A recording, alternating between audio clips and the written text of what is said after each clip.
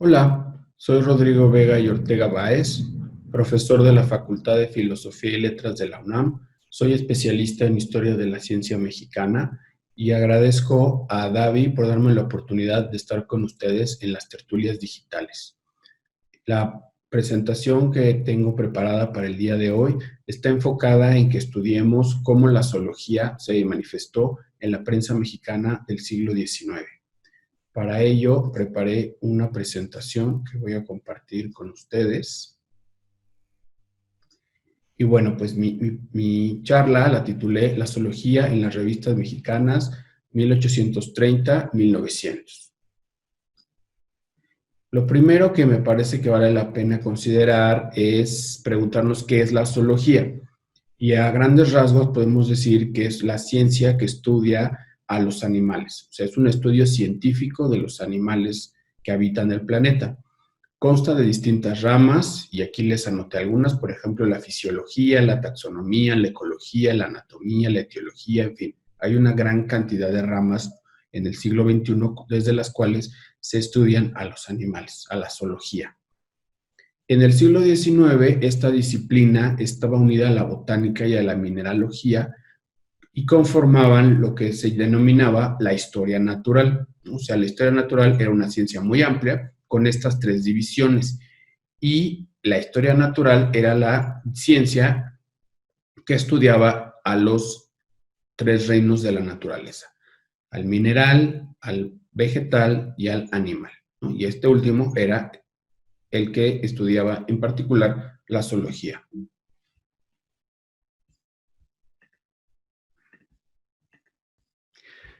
En nuestro país hay una larga tradición de estudios científicos de la fauna. Desde la Nueva España empezaron los primeros análisis de la fauna americana y los primeros que participaron en este tipo de estudios zoológicos fueron por un lado el clero y por otro lado los médicos. Y el caso más conocido es el del protomédico Francisco Hernández, quien recorrió la Nueva España entre 1572 y 1577.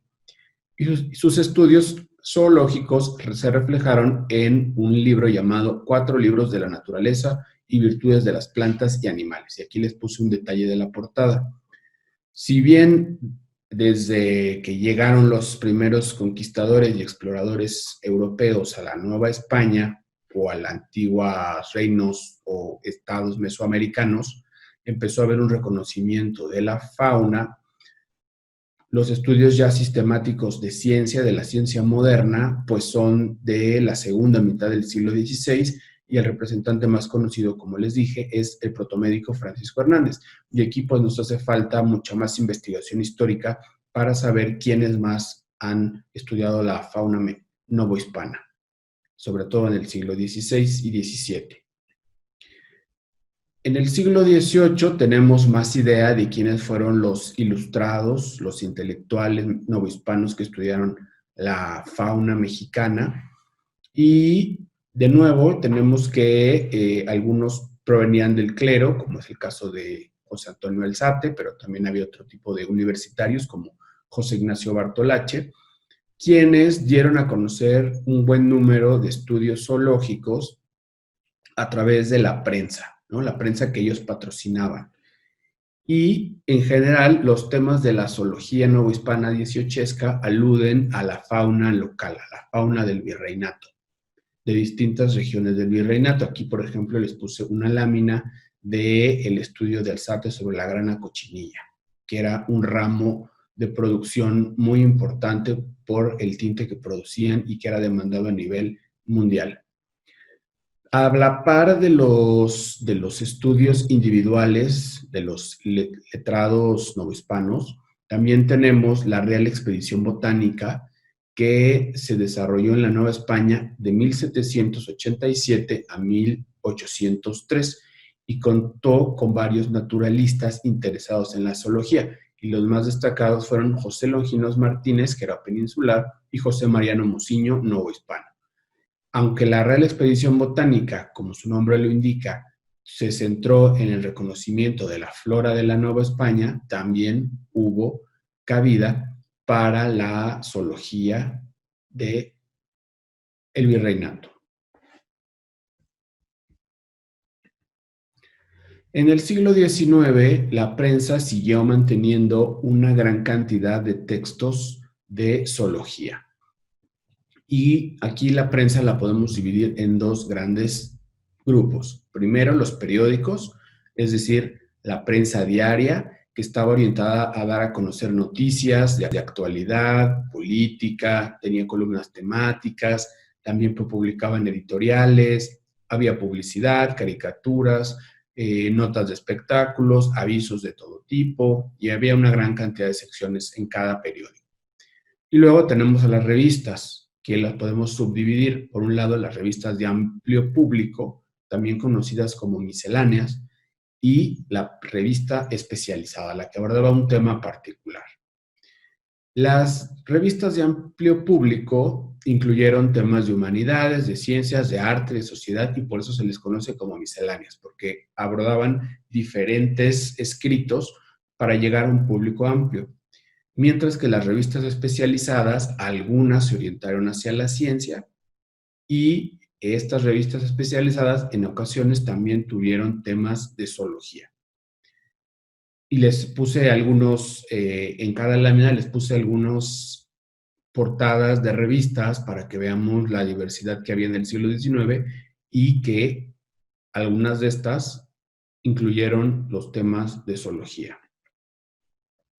En el caso de los periódicos, pues se publicaron durante todo el siglo XIX, hasta nuestros días sigue habiendo periódicos, y siempre hubo temas de ciencia en los periódicos. Aquí les puse una imagen del Monitor Republicano, que fue un periódico muy conocido durante varias décadas del siglo XIX, y lo que encontramos es que siempre hay noticias, hay algunos discursos de ciencia, informes sobre la fauna mexicana, leyes que tienen que ver sobre la cátedra de zoología del Colegio de Minería, en fin, o sea, los periódicos nos muestran diferentes facetas de la zoología mexicana. Y también es interesante que los periódicos daban a conocer tanto notas de la fauna mexicana como de la fauna extranjera. Y entonces podemos reconocer que los lectores pues sabían también lo que estaba pasando sobre la determinación de nuevas especies en África, en Asia, en Australia, ¿no? Por ejemplo, el canguro, el ornitorrinco, pues los chitas, los orangutanes, en fin, los gorilas. Y es interesante que las caricaturas políticas del siglo XIX mexicano que están en la prensa, pues constantemente aluden a animales, ya sea políticos animalizados o incluyen algunos detalles de animales, como sigue sucediendo hasta el día de hoy. Pero bueno, esa es una investigación aparte, requiere un análisis visual diferente al que yo presento hoy, pero me parece que ahí hay una línea de investigación muy clara y que hace falta ampliar.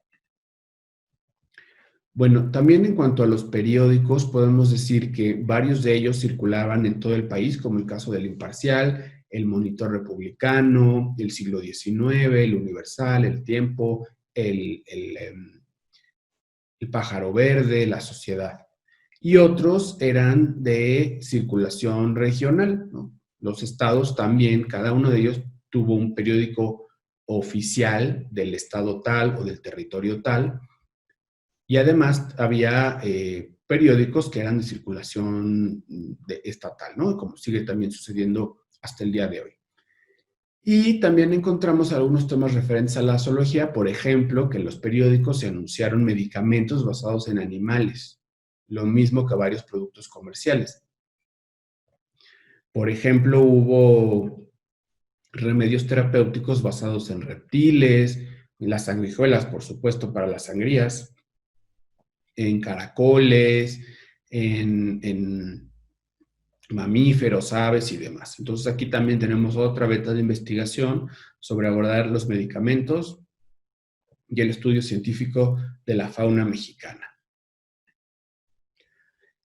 Las revistas misceláneas podemos decir que es el ámbito más amplio y más rico en cuanto al estudio de la zoología, porque hubo una gran cantidad de revistas publicadas en la Ciudad de México y en numerosas ciudades de nuestro país. Aquí, por ejemplo, les puse el Boletín de la Sociedad Sánchez Oropesa, que es una revista veracruzana, y les puse también esta revista para mujeres, ¿no? Que ahí lo que vemos es cómo hay revistas de todo tipo. Las revistas misceláneas, en ese sentido, conjugaron, como ya les dije, temas de ciencia, humanidades y artes, ¿no? Y entonces ahí vemos también que es un lector que está ávido de conocer diferentes cuestiones del mundo. Son revistas para un público amplio, pero también tenemos que reconocer que presentan condiciones particulares. O sea, se requiere, por supuesto, un público alfabetizado, un público que tenga tiempo de leer la revista o varias revistas, y por supuesto también que sea un público que tiene la capacidad de adquirir la revista. A veces es por suscripción, a veces compra los números sueltos, pero lo cierto es que es una inversión de dinero. Y en las revistas misceláneas, de manera constante, encontramos presentes a la ciencia como la zoología, la astronomía, química, medicina, geografía, cirugía y muchas otras. O sea, la ciencia fue parte constituyente de las revistas misceláneas durante todo el siglo XIX. Aquí les puse otras imágenes de unas revistas muy famosas de la primera mitad del siglo XIX. Por un lado, el Museo Mexicano y por otro, el Ateneo Mexicano. En las revistas de misceláneas publicadas entre 1820 y 1860, vemos de manera constante a los científicos que están publicando estudios originales sobre animales mexicanos. En este momento no hay demasiadas revistas científicas, van a ser a partir de la década de 1860, y por eso en las llamadas revistas misceláneas o literarias vamos a tener ciencia, no solo humanidades o arte. Podemos decir también que en el siglo XIX los escritos que tienen que ver con la zoología en la prensa mexicana son prácticamente de hombres. No vamos a tener mujeres, lo cual no quiere decir que si hacemos una revisión exhaustiva, sobre todo por la prensa que no está digitalizada, tal vez encontremos algunas mujeres, pero de momento solo sabemos que es prácticamente una actividad masculina. Y también podemos decir que, por un lado, los científicos mexicanos trabajaban con sus propios recursos, normalmente en sus casas, o con los recursos aportados por escuelas e instituciones, sobre todo el Ministerio de Fomento. O sea, algunos científicos contaron con el apoyo de los diferentes gobiernos federales o estatales para desarrollar su actividad científica. Esto va a cambiar a partir de la década de 1870, sobre todo cuando inicia el Porfiriato, en el que se van a constituir varias instituciones, comisiones, escuelas y muchos subsecretarías en las cuales se va a apoyar de manera muy clara y contundente a los científicos mexicanos. Vamos a ver algunos ejemplos más adelante. Yo les pongo aquí un ejemplo también por la Lira Michoacana, que es un periódico dedicado a las señoritas que tiene algunos temas científicos para que veamos la representatividad estatal. Y el caso del Mosaico Mexicano, que es una revista miscelánea que he estudiado recientemente, y les voy a poner este ejemplo. En el Mosaico Mexicano se publicaron 72 escritos de zoología, los cuales yo divido en 6 temas: animales exóticos, animales domésticos, animales salvajes, curiosidades zoológicas, experimentación zoológica y animales míticos. Esto lo que nos deja ver es la diversidad de textos de zoología que encontramos simplemente en el Mosaico Mexicano, pero habría que ver en una investigación más amplia cómo se presentaron a partir de distintos temas los estudios zoológicos. En cuanto a los grupos taxonómicos representados en el Mosaico Mexicano, yo encuentro que hubo mamíferos, aves, insectos, gusanos, reptiles, peces, arácnidos, moluscos, marsupiales, animales marinos indefinidos y también algunos textos que no refieren a un grupo taxonómico particular o los que refieren a los animales míticos. Entonces, de nuevo, vemos cómo fue del interés de los editores del Mosaico Mexicano, pero también de los lectores, saber sobre la fauna. Algunos de estos textos son de fauna mexicana, otros son de fauna del mundo, pero lo cierto es que vemos cómo hay un interés constante en la zoología en este tipo de revistas, ¿no? El Mosaico Mexicano pues se empezó a publicar en 1836. Entonces vemos lo reciente, lo temprano de la incursión de la zoología en la prensa de nuestro país. Estas son otras portadas de la prensa: La Abeja, Revista Bisemanal de Conocimientos Útiles, el Registro Trimestre, La Familia. O sea, siempre hay contenidos científicos en todos este tipo de textos. Las revistas infantiles podemos catalogarlas como revistas especializadas porque van a un público muy particular, ¿no? En este caso, lo que hoy entendemos como niños y adolescentes. Esta es una imagen del Niño Mexicano, semanario de instrucción recreativa para niños y niñas, pero desde la década de 1830 empezaron a publicarse numerosas revistas para niños. Algunas duraron varios años, otras algunos números, pero siempre hubo esta prensa de manera constante. En el caso de la prensa infantil, tenemos, por supuesto, escritos sobre animales mexicanos y animales exóticos. Podemos decir que son textos basados en narraciones breves al alcance de este público particular. Hay algunas obras monográficas que describen una especie en particular. También tenemos los textos alusivos a fábulas, cuentos, anécdotas, e incluso hay artículos científicos más elaborados, ¿no?, más cercanos a los que podemos decir que están en las revistas para adultos. Pocas veces hay imágenes científicas, lo que más hay son imágenes históricas, como el caso de la portada que presento, que es sobre Miguel Hidalgo y Costilla, y que algunas imágenes son también artísticas. La mayoría de los escritos son anónimos y lo que me hace suponer es que son de origen extranjero. Posiblemente los editores de las revistas infantiles, cuando no tenían un autor mexicano al cual solicitar un texto, lo que hacían era reelaborarlo o traducirlo a partir de otras revistas. Podrían ser europeas o americanas, o sea, en general del continente americano, o incluso de libros que eran para niños o a lo mejor libros para adultos, pero que ellos lo hacían en un lenguaje asequible para su público lector. La primera revista para niños, que es de 1839, es el Diario de los Niños. Les puse aquí una portada. Y en una investigación que también he llevado a cabo de manera reciente, lo que encuentro es que hay una gran cantidad de textos de animales, ¿no? Aquí les puse unos ejemplos: Historia de un orangután, Ratones operarios, el rinoceronte, la lira, que es este pájaro que vemos en la lámina, el tigre. En fin, en algunas ocasiones el Diario de los Niños dio a conocer imágenes de los animales de los que se hablaba, no en todos los casos, pero también aquí vemos lo importante de la imagen unida al texto científico.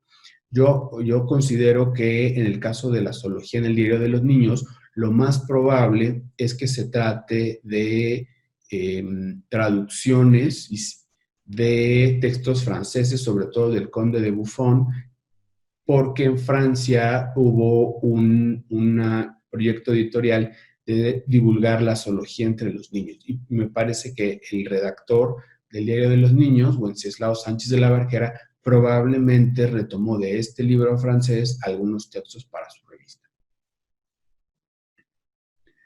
Las revistas para mujeres, otro tipo de revista especializada, también tuvo textos de zoología.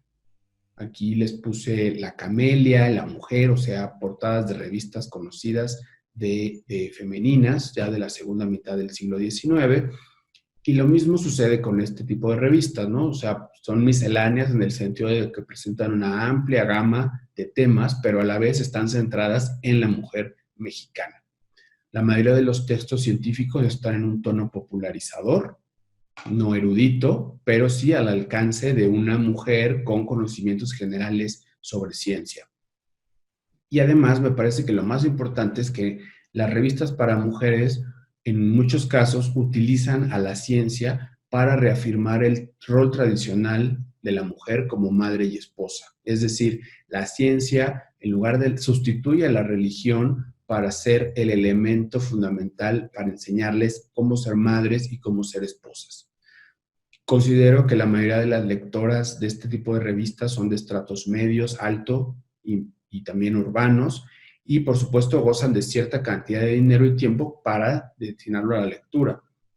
Los textos científicos a veces recurren los editores a los autores mexicanos, pero muchos también son anónimos y me parece que aquí también habría una gran cantidad de traducciones.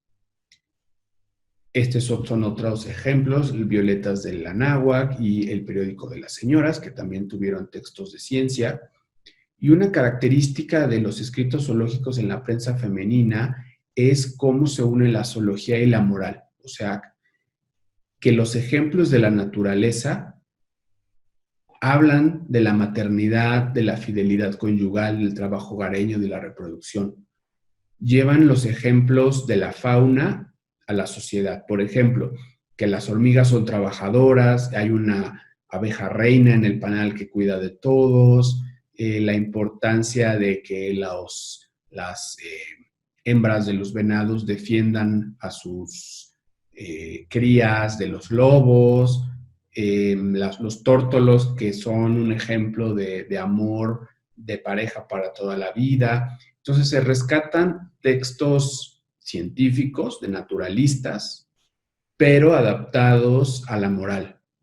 Y entonces las lectoras lo que están haciendo es leer desde el punto de vista científico cómo es natural que la mujer sea madre y sea esposa. La mujer en este sentido se caracteriza como un ser de la naturaleza equiparable a cualquier hembra. No tiene que ser un mamífero, puede ser cualquier hembra del reino animal. Y por supuesto que son narraciones al alcance de cualquier lectora.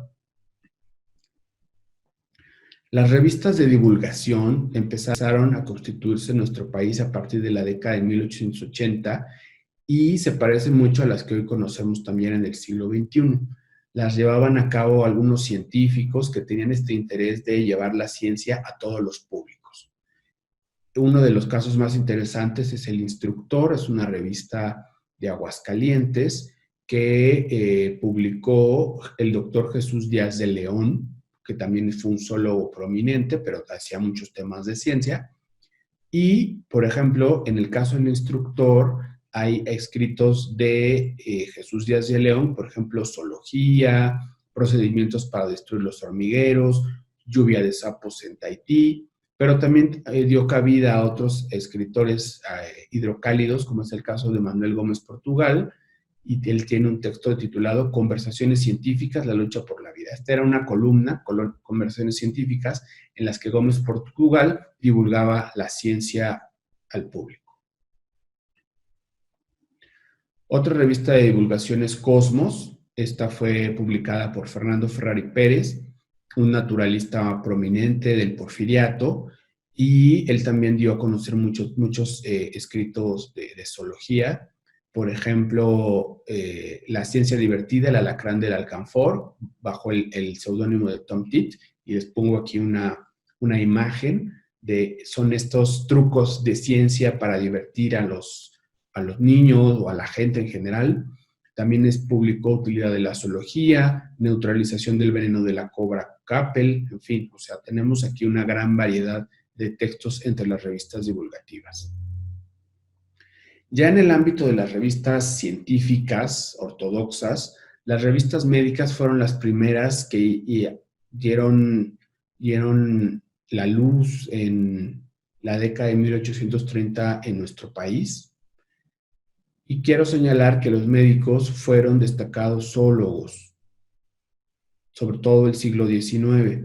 Encontramos lo mismo textos de zoología en el periódico de la Academia de México, de la década de 1830, que en la Medicina Científica, una publicación redactada por Fernando Malanco ya en el Porfiriato. Entre los médicos prominentes de la zoología mexicana tenemos a Jesús Sánchez, a Donaciano Cano, a Lauro Jiménez, Antonio Peñafiel, Jesús Alemán, los hermanos Duyés, que eran de origen francés. Y lo que vemos es que en la prensa médica no solo participan los profesionales de la medicina, sino también los farmacéuticos, quienes por supuesto, incursionaron en la zoología. Otras revistas médicas famosas son la Gaceta Médica de México, que se publica hasta el día de hoy, la Gaceta Médico Militar, y de nuevo tenemos textos de zoología. Aquí el estudio de los animales por parte de médicos y farmacéuticos tiene que ver desde el punto de vista de la fisiología, o sea, cómo funciona el cuerpo de los animales y esto cómo ayuda a entender el cuerpo humano. La utilidad terapéutica, la taxonomía, o sea, cuáles son las nuevas especies que se han encontrado, la anatomía y analizar el cuerpo de los animales para entender el cuerpo humano, muchas cuestiones de cirugía, justo para luego emprenderla en el cuerpo humano, investigación clínica, investigación química. Entonces, podemos decir que los médicos fueron unos grandes zoólogos en el siglo XIX mexicano, que pocas veces se les mira así. Las revistas de historia natural son las revistas en las que los naturalistas mexicanos escribían. La más conocida es La Naturaleza, el periódico de la Sociedad Mexicana de Historia Natural. Inició en 1869 y concluye en 1914. Y la revista dio a conocer sobre todo estudios zoológicos de naturalistas mexicanos y en algunas ocasiones de extranjeros, sobre todo cuando hablaban de la fauna mexicana.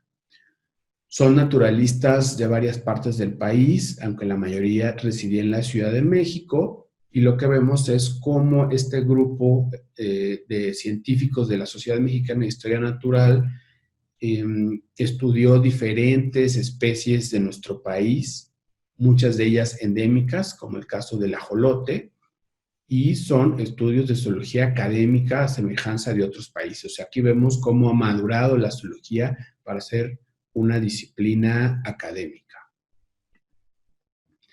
Las revistas de historia natural, sobre todo La Naturaleza, también publicaron algunas láminas de especies mexicanas. Son escasas, pero sí existen. Las más conocidas pues, son las del ajolote, y lo normal es que los escritos carezcan de imágenes por lo costoso de su impresión. Casi todas las láminas que existen cuando tratan de la fauna son anatómicas y hoy también se los considera como parte de la historia del arte científico mexicano. José María Velasco, que fue un ilustrador destacado en la revista, también llevó a cabo algunos estudios de zoología. Las revistas de farmacia son otra vertiente de la revista científica mexicana. La Farmacia, el periódico de la Sociedad Farmacéutica Mexicana, es el mejor representante.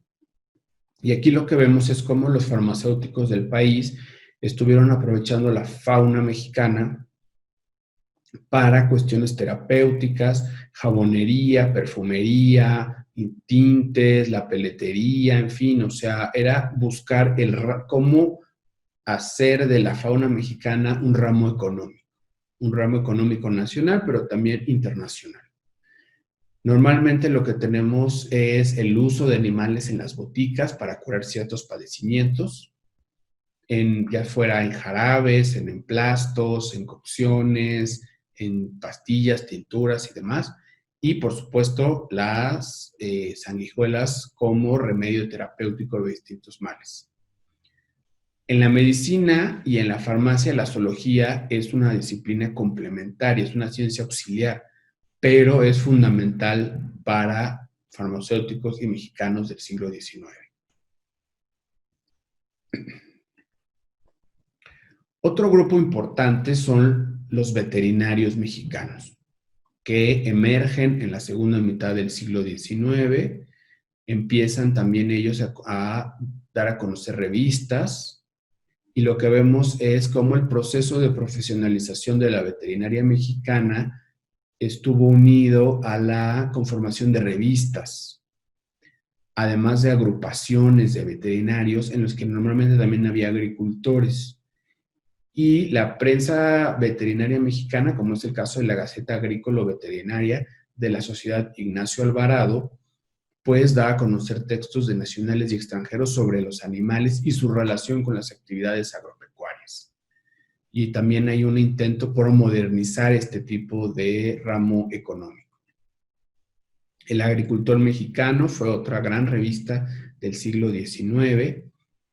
Tiene numerosos estudios sobre los animales perniciosos o plagas, también sobre los animales útiles, por ejemplo, aquellos que controlaban las plagas, como las aves, y los polinizadores, en el caso del maguey, animales útiles al ciclo agrícola, bueyes, vacas, cabras, mulas, caballos, que tienen que ver con el arado y el transporte, por supuesto los animales domésticos y de granja que están relacionados con las actividades del campo. Una revista muy particular es la Memoria de la Sociedad Científica Antonio Alzate. Esta es una agrupación que concentró a lo más granado de la ciencia mexicana en la Ciudad de México, y también tiene la publicación de estudios zoológicos a partir de sus socios médicos, farmacéuticos, ingenieros y naturalistas. Me parece que la Sociedad Científica Antonio Alzate nos muestra un tránsito entre la zoología del siglo XIX, esta que está basada en la fisiología, en la anatomía y la taxonomía, hacia una zoología del siglo XX en la que empieza a haber estudios de ecología, ¿no? de cómo viven los animales en relación con otras especies. La etología es el estudio del comportamiento de los animales, y la zoografía es el estudio de la distribución de las especies animales en un territorio. En el siglo XX se seguirán desarrollando estas tres últimas subdisciplinas, pero inician en las memorias de la Sociedad Científica Antonio Alzate al final del siglo XIX. Y además vemos también nuevos temas, ¿no? Temas de evolución, de fisiología, pero ahora es una fisiología más clínica, y por supuesto la reproducción, cómo es el ciclo reproductivo de las especies animales.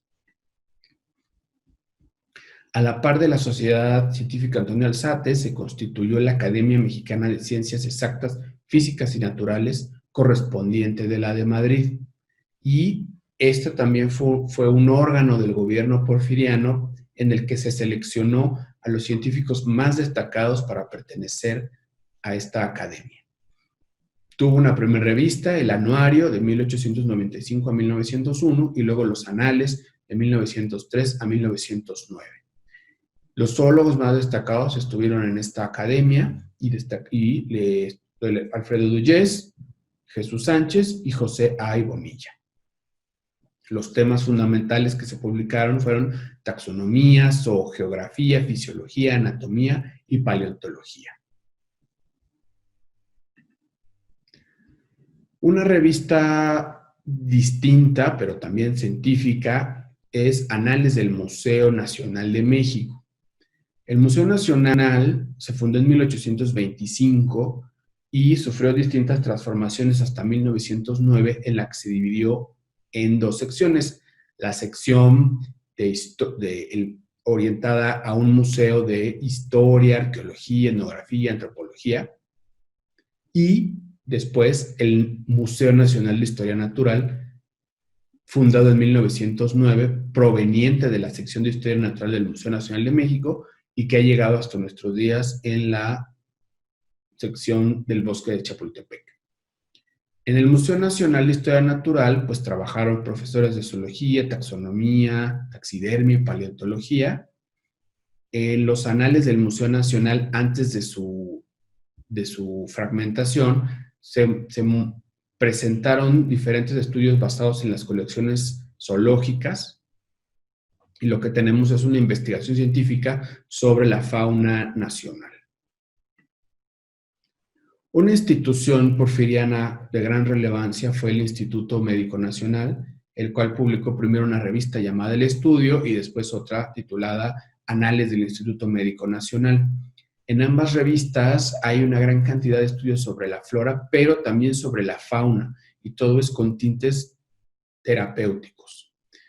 El zoólogo más destacado en esta revista es Secundino Sosa, un médico, pero que estuvo muy pendiente del estudio de la utilidad de los animales para generar medicamentos. Y normalmente lo que vemos es el estudio de la fauna local para curar enfermedades. Tenemos estudios monográficos, estudios sobre fisiología, terapéutica, química, taxonomía. Hasta aquí he presentado las principales revistas mexicanas del siglo XIX en las que encontramos temas de zoología. Hace falta presentar a muchas más, pero esto requeriría más tiempo. Sin embargo, me pareció que lo importante era dar a conocer aquellas revistas fundamentales para el estudio de la zoología mexicana. Quedan varios temas pendientes. Por un lado, tenemos que el estudio histórico de la zoología en México no ha recibido demasiada atención. Tenemos muy pocos estudios de historia de la zoología y de historia de los zoólogos. Existen algunas investigaciones a partir de estudios biográficos, sobre todo de los hermanos Alfredo y Eugenio Dugès, de origen francés, y que radicaron en México, en los estados de Guanajuato y de Michoacán. Y nos quedan muchas preguntas a resolver. Por ejemplo, ¿cuál es el papel de la zoología en el desarrollo científico de México? ¿Quiénes son los zoólogos mexicanos? ¿Cómo se vincularon la tradición colonial con la dinámica decimonónica? ¿Cómo se vinculó la tradición decimonónica con la dinámica del siglo XX? Son preguntas que no tenemos justo porque nos hace falta estudios de historia de la zoología mexicana. El caso de los viajeros es otro tema pendiente. La prensa decimonónica de forma constante da a conocer recorridos de numerosos viajeros europeos y estadounidenses en nuestro país, pero no tenemos mucha claridad de quiénes fueron, qué recolectaron, dónde estuvieron y a qué lugar enviaron sus especímenes colectados. Tenemos más ideas sobre los recolectores de la flora, pero no tanto de la fauna. Y nos hace falta, pues, iniciar desde cero, o sea, hacer un listado que permita analizar estas estrategias imperialistas de la ciencia europea occidental y estadounidense en cuanto a la colecta de fauna mexicana. Hoy sabemos que en Estados Unidos y en Inglaterra, en Francia, en Alemania, hay más especímenes de fauna mexicana que en nuestro país, y muchos son especímenes de animales extintos, pero que no tenemos ejemplares en nuestro país. Esto inició en el siglo XIX. Y también nos hace falta contrastar lo que sabemos de la hemerografía de estos viajeros con la literatura de viaje que algunos de ellos produjeron. El caso de los amateurs también es un tema pendiente. Los amateurs, como hemos visto, eran hombres y algunas mujeres que desarrollaban actividad científica sin estar vinculados a una escuela profesional o haber recibido un título profesional. Y una pregunta importante a resolver es, bueno, ¿y cómo se integró la zoología a las actividades científicas de hombres y mujeres de México? Tenemos algunos indicios: el coleccionismo público y privado, la cacería, la taxidermia, la ilustración científica, ¿no? O la creación de imágenes científicas, el estudio de las mascotas, la lectura de las revistas y periódicos que he mencionado. Y me parece que aquí, en particular las revistas, nos hacen ver cómo la zoología fue parte de la popularización científica entre distintos lectores. O sea, la zoología estuvo presente entre los niños, las mujeres, los estudiantes, los científicos, los médicos, los militares. La zoología está ahí y nos hace falta reconocer su dinámica en un panorama amplio. En el caso de los autores, en ocasiones tenemos textos de especialistas, textos de amateurs, textos anónimos, pero todos ellos están en la prensa. O sea, fueron validados por los redactores de cada publicación y consumidos por los lectores. Y por supuesto que tenemos una serie muy amplia de lecturas sobre fauna nacional y extranjera que apenas estamos empezando a reconocer. En cuanto a los estudios profesionales, también tenemos temas pendientes. Por ejemplo, no tenemos mucha claridad sobre la zoología como parte de las actividades secundarias de varios profesionales de la ciencia mexicana. Los médicos, que hemos visto que hacían muchos estudios sobre la fauna, los farmacéuticos de la misma manera, pero también tenemos algunos geógrafos e ingenieros que están haciendo estas cuestiones. La zoología también fue parte central de otros profesionistas, ¿no? Los veterinarios, los ingenieros agrícolas, pero tampoco hemos analizado las cátedras de zoología. O sea, ¿qué aprendían estos profesionales de la ciencia en términos del estudio científico del reino animal? las regiones y sus revistas. Fuera de la Ciudad de México hubo practicantes de la zoología, como los hermanos Eugenio y Alfredo Duyes en Guanajuato y Morelia, pero no fueron los únicos. Yo he reconocido, por ejemplo, que también en Guanajuato estuvieron Donaciano Cano y Jesús Alemán, pero no sabemos quiénes más estuvieron haciendo zoología en todo el país. Tampoco tenemos mucha claridad si en la prensa regional se publicaron escritos de zoología y quiénes lo hicieron y por qué. Y no tenemos una idea de cómo se estudió la fauna regional en el siglo XIX. Algunas conclusiones de esta tertulia para Davi. Bueno, la historia de la zoología mexicana es un tema pendiente entre el siglo XVI y la actualidad, porque como les he dicho, tenemos muy pocos estudios al respecto. Conocemos poco a los zoólogos novohispanos y mexicanos. Los pocos trabajos que existen están realizados por profesionales de la biología, la veterinaria y la zootecnia, y no siempre tienen una perspectiva histórica. A veces es una perspectiva más anecdótica o más de necrología o de divulgación, pero nos hace falta desde la historia como profesión acercarnos a la zoología mexicana. En el caso de la prensa hemos visto que refleja el desarrollo de los estudios zoológicos mexicanos. La prensa, por supuesto, estaría complementada con estudios sobre libros y folletos de tema zoológico y, por supuesto, el archivo. La zoología fue practicada por amateurs y profesionales quienes contribuyeron al estudio científico de la fauna del país y la prensa lo refleja. Hace falta reconocer la práctica de las mujeres, sobre todo desde el finales del siglo XIX, en el caso de que así existieran. Entonces, un estudio pormenorizado nos permitiría saber si hubo mujeres mexicanas haciendo zoología. Conocemos poco la dinámica de las cátedras de zoología en el siglo XIX, aunque hubo varias, pero existen indicios en la prensa que nos pueden dar pie a iniciar una investigación como esta.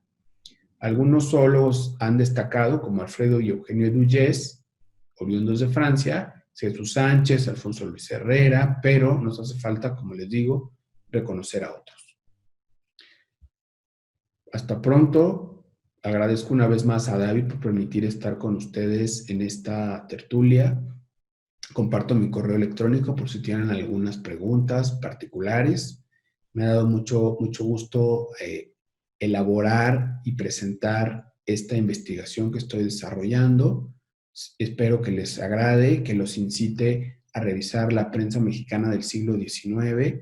En particular, también agradezco al gran proyecto de la Hemeroteca Nacional Digital de México por el gran esfuerzo que se ha hecho desde la Biblioteca y Hemeroteca Nacionales por poner a disposición del público general una gran cantidad de revistas digitalizadas con las cuales yo en particular he realizado grandes investigaciones y espero que siga apoyándose este proyecto. Y nuevamente quedo a sus órdenes en este correo. Muchas gracias.